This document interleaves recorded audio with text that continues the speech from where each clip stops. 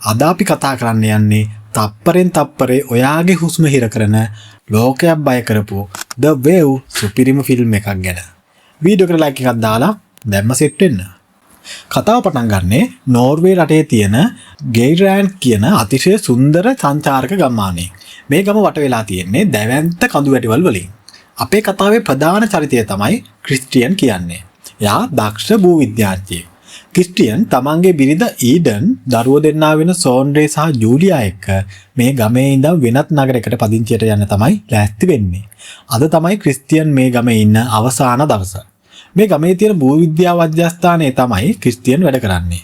මෙයාලගේ ප්‍රධාන රාජකාරිය තමයි ගම වටේ තියෙන දැවැන්ත කඳුවල වෙනස්කම් ගැන අවධානයෙන් ඉන්න එක ගැන. මොකද මේ කඳු නාය ගියොත් ඒක කෙලින්ම වැටෙන්නේ මුහුදු බොක්කට. එතකොට ගමම විනාශ වෙන උදම් රණේ කියන සුනාමියක් එන්නත් පුළුවන්. ක්‍රිස්ටියන් තමන්ගේ දරුවොත් එක්ක ගමෙන් යන්න බලන් ඉද්දී එයාගේ හිතට ලොකු සැකයක් එනවා. මොකද එදා උදේ කන්දේ තියෙන සෙන්සර් වලින් පෙන්නවා කන්ද ඇතුලේ තියෙන භූගත ජලය එකපාරටම අතුරුදහන් වෙලා කියලා. තමන්ගේ අවුරුදු ගානක අත්දැකීම් වලින් ක්‍රිස්ටියන්ට තේරෙනවා මේක සාමාන්‍ය තත්ත්වයක් නෙවෙයි කියලා. එයා දරුවන්ව කාර් එකේ තියලා ආපහු වේගයෙන් භූවිද්‍යා මධ්‍යස්ථානයට යනවා. මධ්‍යස්ථානයට යන ක්‍රිස්ටියන් එයාගේ යාළුවෙක් වෙන ජෙකබ් එයාත් එක්ක කතා කරලා කන්දේ ඇතුලේ තියෙන පරීක්ෂණ උමගකට යනවා. එතෙන්ද මෙයාලා දකිනවා කන්ද ඇතුලේ කම්පනයක් නිසා සෙන්සර් වල වයර් පවා කැඩිලා ගිහින් කියලා. කන්ද ටික ටික ගමන් කරනවා. ක්‍රිස්ටියන් තමන්ගේ බොස් වෙන ආඩ්වන්ට මේ ගැන කියලා වහාම ගමට අනතුරු වැගීමේ සයිරන් එක ගහන්න කියලා ඉල්ලනවා. නමුත් බොස් ඒකට කැමති වෙන්නේ නැහැ. මොකද මේක සංචාරක සමය. බොරු අනතුරු වැගීමක් කරලා සංචාරකයෝ බය කරන්න යාට ඕන උනේ නැහැ. ඒ නිසා සයිරන් එක ගහන්නේ නැතුව එයාලා තත්ත්වය ගැනම අවධානයෙන් ඉන්න තීරණය ගන්නවා. පැය ගානකට පස්සේ ක්‍රිස්ටියන් කාර් එකට එද්දී ළමයි දෙන්න එතන නැහැ. එයාලා කම්මැලිකමට අම්මා වැඩ කරන හෝටලයකට ගිහින්. කොහොම හරි අද රැයට ක්‍රිස්ටියන් සහ දුව ජූලියා එයාලගේ පරණ ගෙදරත් බිරිඳ ඉව්ඩන් සහ පුතා සෝන්ඩ්‍රේ හෝටලේත් නවතින්න තීරණය කරනවා.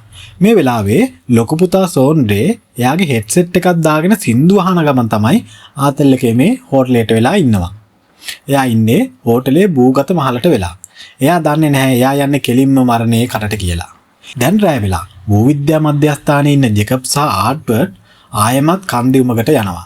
මේ වෙලාවේ ගෙදර ඉන්න ක්‍රිස්ටියන් පරණ වාර්තා පොත් පෙරලා බලද්දී එයාට තේරෙනවා මේ කන්ද ඇතුලේ වතුර නැති වෙලා තියෙන්නේ කන්ද කඩා වැටෙන්න ඔන්න මෙන්න තියෙද්දි කියලා.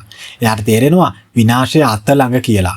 ක්‍රිස්ටියන් වහාම මධ්‍යස්ථානයට කෝල් කරලා කෑ ගහනවා දැම්ම සයිරන් එක ගහන්න කියලා. හරියට මේ වෙලාවෙම කන්ද දෙදරුම් කන්න පටන් ගන්නවා. කන්ද ඇතුලේ උමගේ හිටපු ජෙකබ්ගේ කකුල ගල් අතරට හිර වෙනවා. ආඩ්වර්ඩ් තමන්ගේ ජීවිතය ගැනවත් හිතන්නේ නැතුව ජෙකබ්ව බේර ගන්නවා. හැබැයි අවසනාවකට ආඩ්වර්ඩ්ට බේරෙන්න ලැබෙන්නේ නැහැ. ඔහු කන්දත් එක්ක යට වෙලා මැරෙනවා. මුළු ගවම නිදාගෙන ඉද්දී ගම පුරාම බිහිසුණු සයිරන් නාදය ඇහෙන්න පටන් ගන්නවා. ඒක හරියට මරණේ හඬ වගේ. දැවැන්ත ගල් කන්ද මහා සද්දයක් එක්ක කඩාගෙන ගිහින් මුහුදු බොක්කටම වැටෙනවා. ඒකේ නිර්මාණය වෙනවා අඩි 250කට වඩා උස. ඒ කියන්නේ මහල් 25ක විතර ගොඩනැගිල්ලක් තරම් උස දැවැන්ත සුනාමි රළක්. මධ්‍යස්ථානයෙන් ගණනය කරනවා මේ රළ ගමට එන්න ගත වෙන්නේ හරියටම විනාඩි 10යි කියලා. ඔව් මේ මිනිස්සුන්ට තමන්ගේ ජීවිතේ බේර ගන්න තියෙන්නේ තව විනාඩි 10ක් විතරයි. දැන් මුළු ගවම අවදියේ.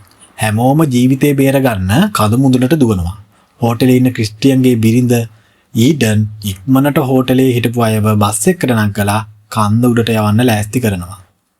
මේ අතරේ ක්‍රිස්ටියන් තමන්ගේ දුවත් අරගෙන කාර් එකෙන් කන්ද උඩට වේගෙන් යනවා. හැබැයි පාරේ ට්‍රැෆික්.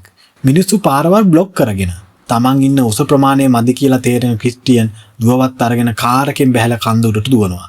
ඒ දුවන ගමන් එයා දකිනවා අසල්වැසි කාන්තාවක් වෙන ඇනාගේ කකුලක් කාර් එකට හිර වෙලා කියලා. ක්‍රිස්ටියන් තමන්ගේ දුවව ඇනාගේ සැමියා එක්ක උඩට යවලා ඇනාව බේර ගන්න උත්සාහ කරනවා. ඈතින් මහා භයානක සද්දයක් ඇහෙනවා. දැවැන්ත කළු පාට වතුර කන්දක් ගම ගිලගෙන යාල දිහාවට එනවා. වෙලාව ඉවරයි. ක්‍රිස්ටියන් ඇනාවත් අරගෙන ළඟ තිබුණු වෑන් එකේ ඇතුළට දුවලා දොරවල් වහ ගන්නවා. ඊළඟ තප්පරයේදී දැවැන්ත සුනාමිය මුළු ප්‍රදේශයම යට කරගෙන යනවා. අපි ආයෙ යමු හෝටලේ දිහාවට. බස් එකට මිනිස්සු නග්ගපු ඊඩන් එකපාරටම මතක් වෙනවා තමන්ගේ පුතා සෝල්ඩේ තාම ආවේ නැහැ නේද කියලා. ඇය තමන්ගේ පුතාව දාලා යන්න ප්‍රතික්ෂේප කරනවා. හෝටලේ හිටපු මරියා කියන සංචාරක කාන්තාවත් ඊඩුන් එක්ක හෝටලේ ඇතුළට දුවනවා. එයාලා හෝටලේ යටටට්ටුවට ගිහින් සෝන්ඩේව හොයාගන්නවා. හැබැයි එයාලා ආපහු උඩට එද්දි ප්‍රමාද වැඩි. අර මිනිස්සු පටවපු බස් එක එතන නැහැ. දැවැන්ත සුනාමි රළ හෝටලය දිහාවට කඩාගෙන එනවා. කරන්න දෙයක් නැතිකමට එයාලා ආයෙමත් හෝටලේ යටම තිබ්බ බෝම්බ ප්‍රහාර වලින් බේරෙන්න විශේෂ කාමරයට දුවනවා. හැබැයි වතුර වේගයෙන් ඒ පස්සේ එනවා. ඒකෙදී අවාසනාවන්ත විදියට මාරියා වතුරට ගහගෙන යනවා. ඊඩනුත් ෂෝන්ඩේ සහ මාරියාගේ සැමියා වෙන ෆිලිප් කොහොම හරි අර කාමරයට ගිහින් දොර වහ ගන්නවා. සුනාමිය ගමම ගහලා ඉවරයි. වෑන් එක ඇතුළේ හිටපු ක්‍රිස්ටියන් කොහොම හරි පණ බේර ගන්නවා. හැබැයි අවාසනාවකට එයා එක්ක හිටපු යනා ජීවිතක්ෂයට පත් වෙලා. වෑන් එකෙන් එළියට එන ක්‍රිස්ටියන් කන්ද උඩට ගිහින් බලද්දී එයාගේ දුව නිරපද්‍රිතව ඉන්නවා. දුවව ආරක්ෂිතව තියලා ක්‍රිස්ටියන් ආයෙමත් අර විනාශුණු ගම ඇතුළට යනවා. තමන්ගේ බිරිඳවයි පුතාවවයි හොයාගෙන තමයි යන්නේ. ගම සම්පූර්ණයෙන්ම සමතලා වෙලා. ක්‍රිස්ටියන් හොයාගෙන යද්දී එයාට හම්බෙනවර මිනිස්සු අරගෙන ගිය බස් එක. ඒක සම්පූර්ණයෙන්ම කුඩු වෙලා. ඇතුලේ හිටපු හැමෝම මිය ගිහිල්ලා. ක්‍රිස්ටියන් බය වෙනවා තමන්ගේ බිරිඳයි පුතාවයි මේකේ හිටියද කියලා. හැබැයි එයාගේ මල සිරුරු එතන නැහැ. ඒ නිසා ක්‍රිස්ටියන් ඉක්මනින් හෝටලේ තිබුණු තැනට යනවා. මේ අතරේ අර බෝම්බ ආවරණ කාමරයේ ඉන්න ඊඩනුයි පුතායි ලොකු ප්‍රශ්නයකට මුහුණ දෙන්න වෙනවා. දොර කඩාගෙන කාමරයේ ඇතුළට වතුර පිරෙන්න ගන්නවා. වතුර මට්ටම ටිකෙන් ටික ඉහළ යනවා. හැබැයි කාමරේ දොර අරින්න බෑ. ඒකට එළියෙන් සුම්බුන් හිර වෙලා තමයි තියෙන්නේ. කාමරයේ ඇතුලේ වතුර පෙරෙද්දී මරියාගේ සැමියා පිලිප් හොඳටම කලබල වෙනවා. එයාට හුස්ම ගන්න ඕනේ කමට එයා ක්‍රිස්ටියන්ගේ පුතා වෙන සෝන්ඩේ වතුර යටට ඔබාගෙන එයා උඩට එන්න හදනවා. තමන්ගේ දරුවගේ ජීවිතය අනුතරේ කියලා දැක්කම ඕනෑම අම්ම කෙනෙක්ට යකා ආවේශ වෙනවා ඉතින්.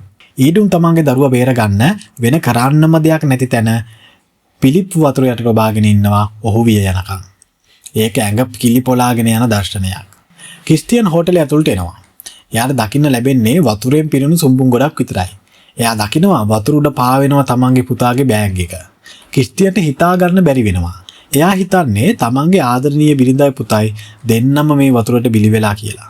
දරා ගන්න බැරි දුක නිසා ක්‍රිස්ටියන් කෑ ගහලා එතන තියෙන යකඩ පයිප් එකකට යකඩ කුරකින් ගහනවා. එකපාරටම ඒ පයිප්පෙන් පෙරලා සද්දයක් එනවා ටක් ටක් කියලා. ඔව් යට කාමරේ ඉන්න ඊඩුන් මේ සද්ද ඇහිලා එයාලා උත්තර දෙනවා. ක්‍රිස්ටියන්ට තේරෙනවා එයාලා තාම ජීවතුන් අතර කියලා. එයා තප්පරයක්වත් පමා වෙන්නේ නැහැ. කෙලින්ම වතුරට පයින්නවා. යටට පීඩගෙන ගිහින් අර කාමරේ දොර අවහිරා වෙලා තියෙන සුම්බුන් ටික අයින් කරලා දොර අරිනවා. මුලින්ම යා පුතා සෝන්ඩේ එළියට ගන්නවා. හැබැයි මේ වෙද්දි ක්‍රිස්ටියන්ගේ හුස්ම ටිකෙන් ටික අවසන් වෙමින් තමයි තිබුණේ. එයා බිරිඳ ඊඩන්වත් අරගෙන එළියට එන්න හදද්දී එයාට තව දුරටත් හුස්ම තියාගන්න බැරි වෙනවා. ක්‍රිස්ටියන් වතුර යටම සිහි නැති වෙලා යනවා. ඊඩන් කොහොම හරි ක්‍රිස්ටියන්වත් ඇඳගෙන වතුරෙන් උඩට එනවා. ඇවිත් එයා ක්‍රිස්ටියන්ට CPR දෙනවා. පපුව තද කරනවා. කෘත්‍රිම සසනය දෙනවා. හැබැයි ක්‍රිස්ටියන්ගෙන් කිසිම ප්‍රතිචාරයක් නැහැ. ගොඩක් වෙලා උත්සාහ කරලා බැරිම තැන ඊඩොන් අඬාගෙන ඒ උත්සාහය අතහැරලා දානවා. තමන්ගේ සැමියා මිය ගියා කියලා හිතනවා. හැබැයි පුතා සෝන්ඩේ එක පිළිගන්න ලෑස්ති නැහැ. එයා කෑ ගහගෙන තාත්තගේ පපුවට ආයෙත් තද කරනවා. එකපාරටම ක්‍රිස්ටියන් කැස්සක් එක්කම වතුර පිට කරලා හුස්ම ගන්න පටන් ගන්නවා. ඔව් යාළුවනේ, ඒ අසම සමපියා තමන්ගේ පවුල වෙනුවෙන් මරණයත් එක්ක සටන් කරලා දිනුවා. අවසානයේ මේ මුළු පවුලම කන්ද උඩ තියෙන ආරක්ෂිත තැනකදී ආයෙමත් එකතු වෙනවා. කැමරාව ටිකෙන් ටික ඈතට යද්දී අපිට දකින්න ලැබෙන්නේ අර ලස්සනට තිබුණු නගරය සම්පූර්ණයෙන්ම සමතල වෙලා නටපුම් ගොඩක් බවට පත් වෙලා තියෙන විදිය. සෝබාදහම ඉස්සරහා මිනිස්සු කොච්චර අසරණද කියන එක මේ ෆිල්ම් එකෙන් අපිට කියා දෙනවා. ඇත්තටම The Wave කියන්නේ හැම තප්පරයක්ම කුතුහලයේ උඩරිම තියෙන ඇස් පියාගන්නේ නැතුව බලන්න පුළුවන් සුපිරිම ෆිල්ම් එකක්. ඉතින් ඔයාලත් මේ කතාවට කැමති වුණා නම් අනිවාර්යයෙන්ම පහලින් ලයික් එකක් දාන්න. මේ වගේ තවත් සුපිරිම කතා අහන්න අපේ channel එක subscribe කරන්නත් අමතක කරන්න එපා. ඔයාලගේ අදහසත් පහලින් comment section එකේ ලියාගෙන යන්න. එහෙනම් මේ වගේ තවත් සුපිරි වීඩියෝ එකකින් හම්බ වෙමු. පරිස්සමෙන් ඉන්න සුබ දවසක්. Got the presence on me, I can't ever take it off.